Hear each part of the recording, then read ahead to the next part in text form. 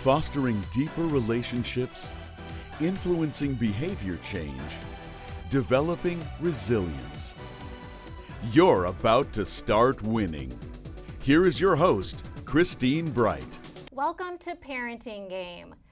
This show is for anybody who is looking to build resilience, to build capability, and to build character in their child.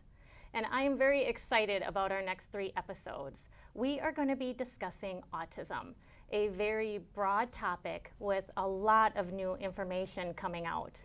And I am fortunate to have 2 wonderful guests. Barbara Schlaefer is a mom of an autistic son and has been walking the journey for several years. I also have Brenda, who is Director of Student Services at Common Threads, who will be able to speak very boldly on this subject.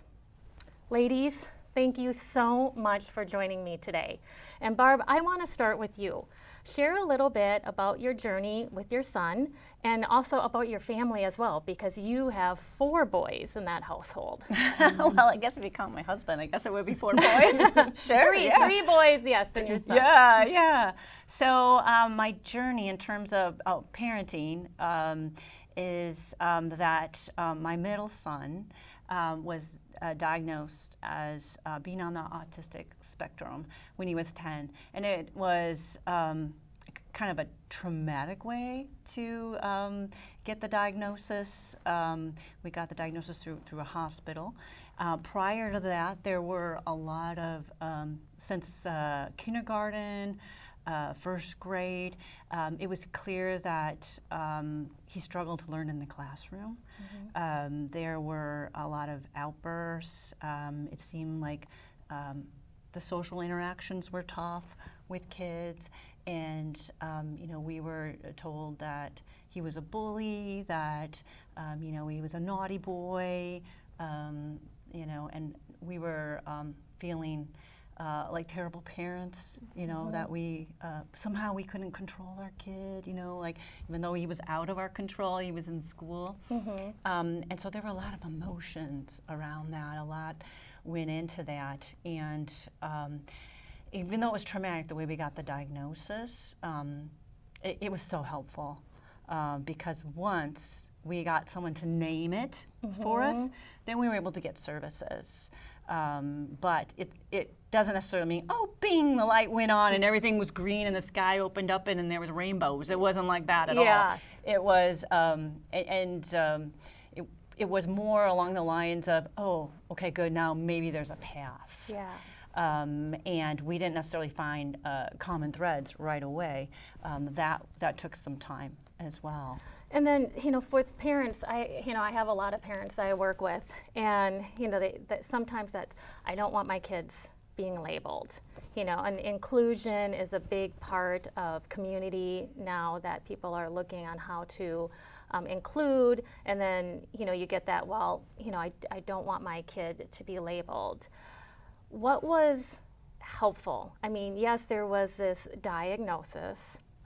We are learning that it's not like alcoholism where we're going to fix it. This is something we're going to help him learn to work through and function and embrace the positives, help with the weaknesses.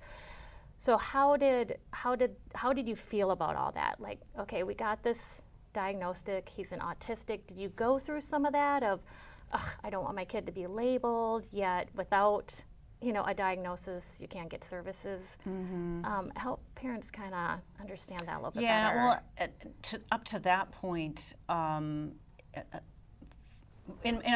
my personal case, having the label actually helped because there's so many times when people are like, what is wrong with your kid? Mm-hmm. What is wrong? And with the label, it actually, all of a sudden, there was some understanding. Now, whether or not that understanding was accurate, mm-hmm. that's a whole nother thing. And Brenda, I'm sure, will speak to that. But yes. So in my case, it was helpful to name it Then the whole journey came to explaining it to others, and we are learning along the way too. But just because there's a label doesn't mean as a parent I'm an expert. Yes. And Brenda will also tell you, like, once you see one autistic child, you've seen one autistic child. Yeah. You know? And I love that language of naming it, and kind of getting away from, oh, my child is labeled. Well, there's an area they need extra support, so let's name what that area is, and then we can speak into it. Now, Common Threads has a great story about how it came to be. So, Brenda, share that with us, please. Sure. I first want to comment on naming it too. What I like that you said, Barb, is then you could understand it, and that's what I would like the label to become. Is okay. This is how my child is processing the world. This is how my child is learning and thinking. And now that I know that, I can make things better to make the world less chaotic for him and put him in a position of learning and growing. Right. Because we all want our kids to succeed. Right. So setting them up for success is one of the positives of naming what's going on. Correct. So Common Threads does have an interesting history. Started with a parent like Barb who had twins that were both diagnosed with autism. And she was frustrated with the long waiting list for services, not having access to services, that she kind of took things into her own hands. She had groups of allies and friends and professionals that joined her, and they started providing therapeutic play services in her living room. Those services, what parents really liked is that it brought them back into the community, not isolated with their child and their family and their home. And the program really took off. There were waiting lists and people wanted on. So they built a building. It's actually a historical school in McFarland. And from there, it grew. They started the Common Thread School in 2008, and it has changed with the needs that we're seeing in the community along the way. Oh, that is so great. And now you have, and we'll probably get into that later, but there's two different sides to Common Threads. Correct. And how they meet their needs, and we'll get into discussing that. The first topic that I want to talk about in this is neurodiversity. For me, that was new language, that I've learned over the past couple months. So I've been reading up on it, and I have to say I love it, because with what I help parents with is our kids are not us. They think differently, and we need to take the time to figure out what they're thinking and what problems are. So I've been implementing this language into what I share with parents. I think it's great. In the world of autistics and autism, please explain a little bit more about neurodiversity and what you're meaning by that. Okay. So neurodiversity is a term that doesn't just include autism, but it includes ADHD or dyslexia or dysgraphia, different. It describes that people's neurological makeup is different than what we call the neuromajority. So their wiring is different.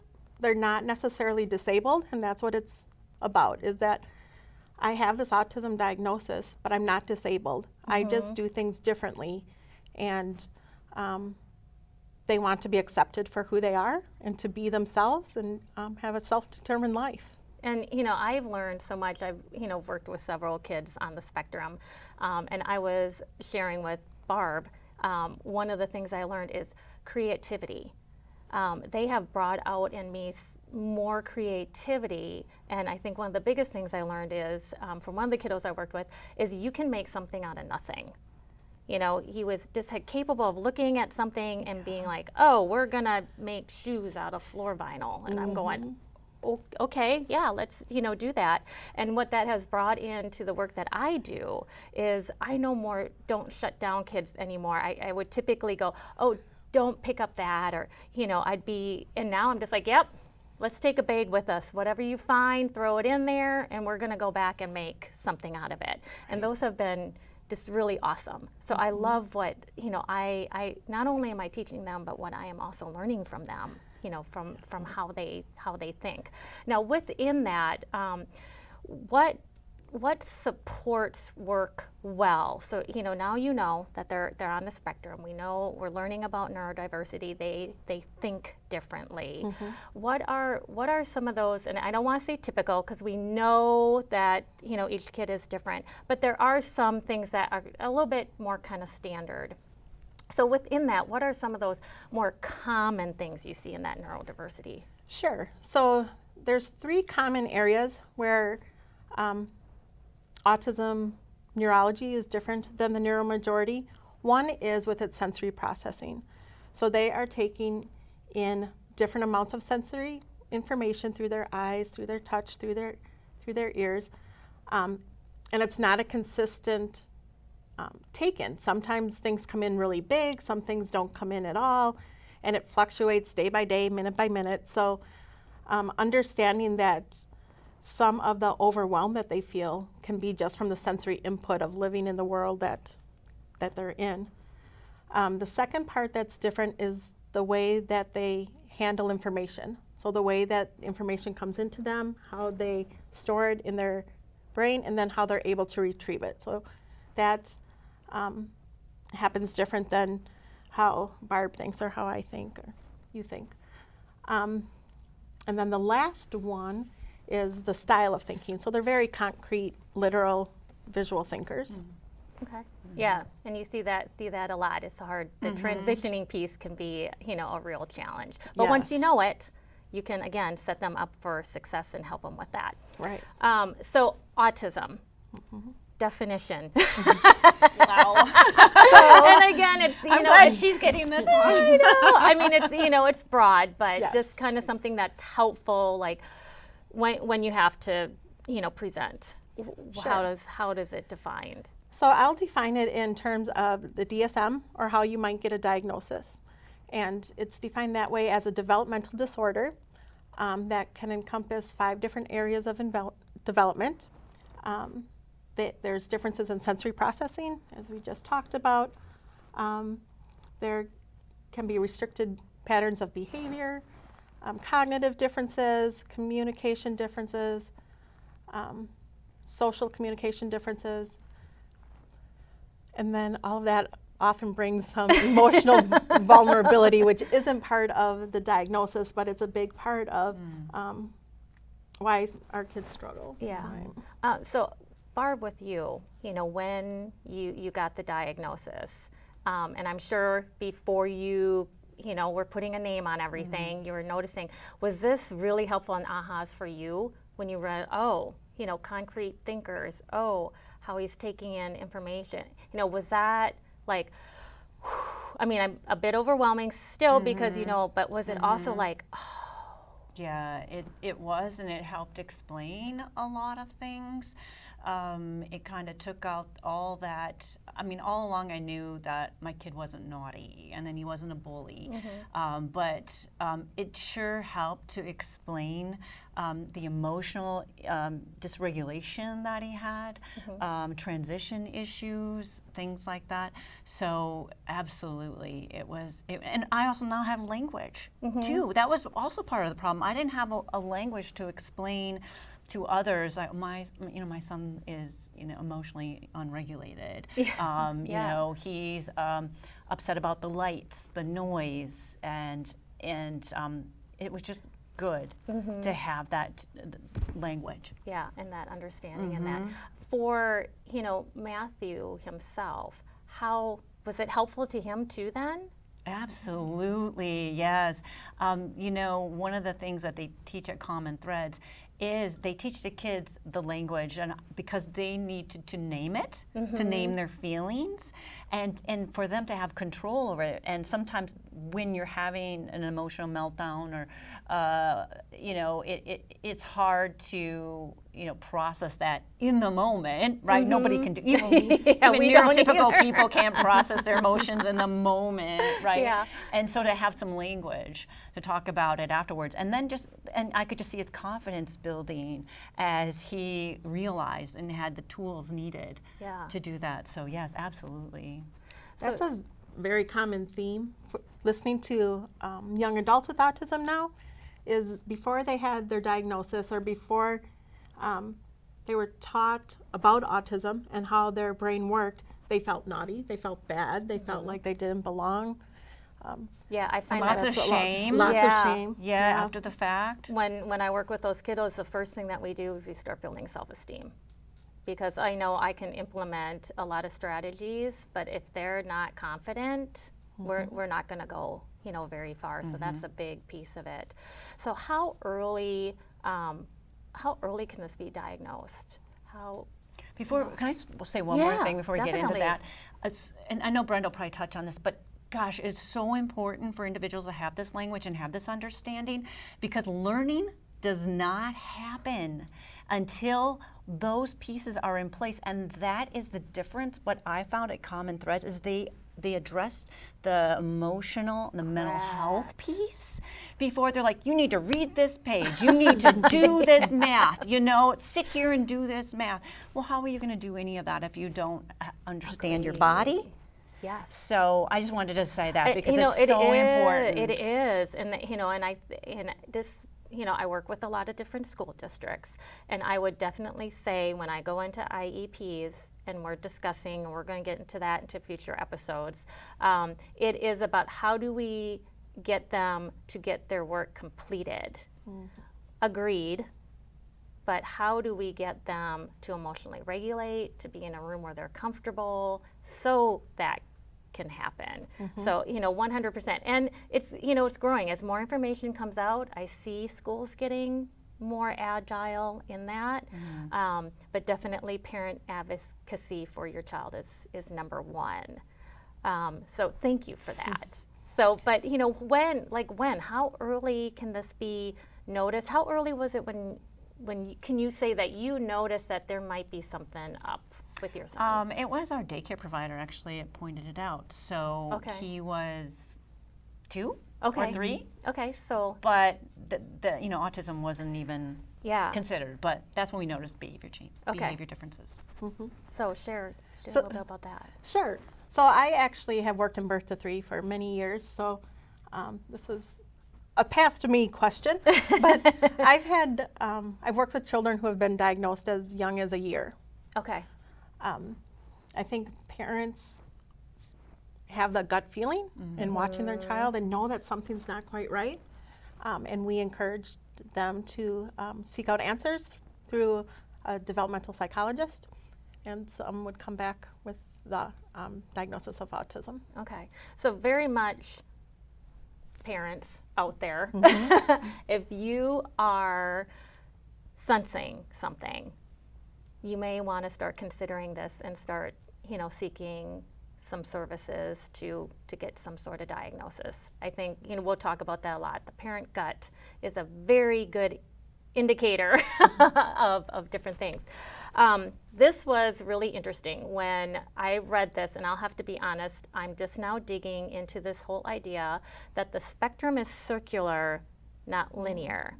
Because in the past, that's kind of how we looked at it, like a mild, to extreme. So I am very interested into, learning more about this. And then, Barb, I would love to hear your input on, because I know in the beginning it was more of that linear type thinking and how that's changed for you and your son, thinking about it in the circular. So please share with us and explain what that's. Okay. So I think if you think of autism as a linear spectrum, you think of high functioning and low functioning. And those are terms that are very commonly used, but not real. They're not real things. An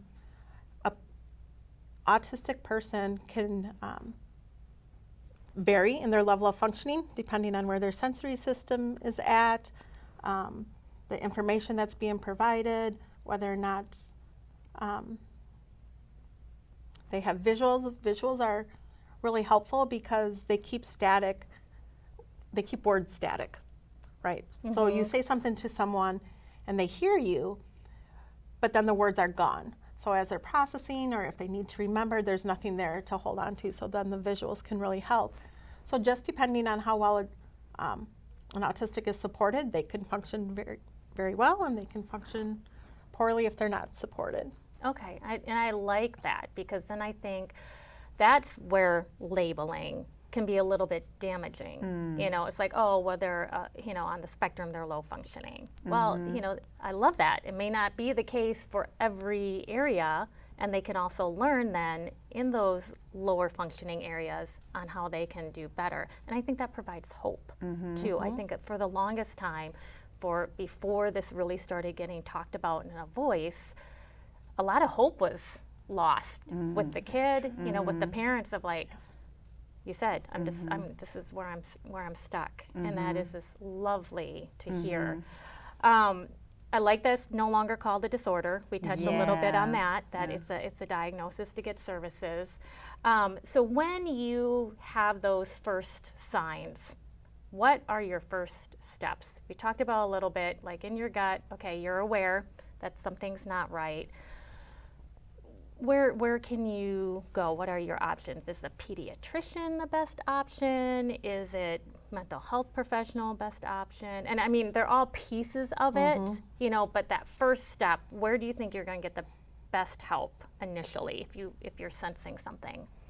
So it would depend on the age of the child. If the child is younger than 3, I would go to birth to 3 because they can provide more comprehensive services and get all of those pieces connected into a primary provider and help navigate that way. There are intensive autism services, which provide 30 to 40 hours a week of intense treatment for the child. Families often have a hard time with that because it really takes away their life, is what I've heard. It's like you are staying home so your child can get the services, you're not connecting with people. But that is evidence-based treatment that works. And it's not a forever thing. It's not a forever thing, it's correct. just the initial, you know, getting services, figuring out exactly where they need those extra supports. Right. If it's school age, like Matthew happened to be, I would look to the school and talk about IEP services, which stands for Individualized Education Program. Yep. Yeah, although you learn a lot of those acronyms, don't you? When you go through that. Yeah, for sure. And then with the schools and with Common Threads, do you guys work together with the schools? I mean, is there, so you got the resources the schools, if you have that IEP, can offer, and then, but they're not everything, and then there's, other services that, you can get outside of that. Does Common Threads then work with the schools then too? How does that? So our Common Threads schools actually gets contracted from a school to provide IEP services if the student is unable to access education in their building or with their team. And our goal is to return them to their home school in an inclusive setting. So we work with the schools all along the way, showing and sharing the supports that we have with them so that they can continue those things that are making the child successful. Okay, awesome. So Barb, I'd love you to share a little bit more. So it was at age 10, your son got the diagnosis. Please share with us kind of how your journey went once you had that. Well, I'm still on it. Yes. How's it going? Though Matthew's doing wonderfully, he's independent. He's 20 years old. Yes, just doing fantastic. So the journey, what I can say is, as a parent, advocacy. You have to be involved along the way. There are a lot of great people out there like Common Threads and other organizations, but it's so important for you to be involved and to know who is working with your child and how are they working with your child. And then not only that, but number one, check in with your child, because the thing is they will be 100% honest, very blunt. They will tell you, I do not like that person, and they will not spare. You know, my son wasn't a people pleaser, so that worked out great because he was his own advocate after a while. Yes. And if anything, after a while in these IEP meetings, the student was leading them, which was fantastic because that's what you want any child to do, right? Yes. Is to become independent and advocate for themselves. So your role will be as advocate first, and then you're modeling that for your kid. You're Yes. modeling. It's okay to not like this or that therapy. It's okay not to like this therapist, and speak up.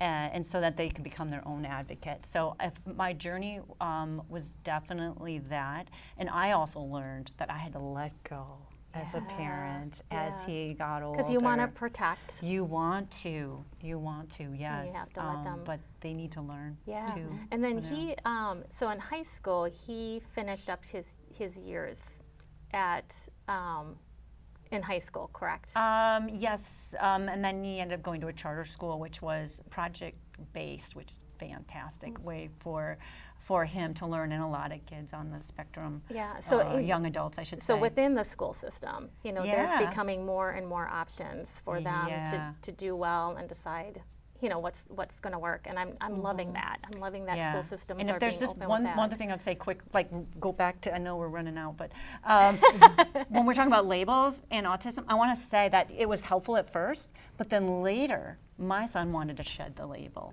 later because people did have preconceived notions about what it is, and kind of back to the spectrum, because if you're labeled, then you're like, oh, he can't do that, or this, or and there's no can't. so it's helpful, but then later on, maybe not so helpful. Yeah, transitioning.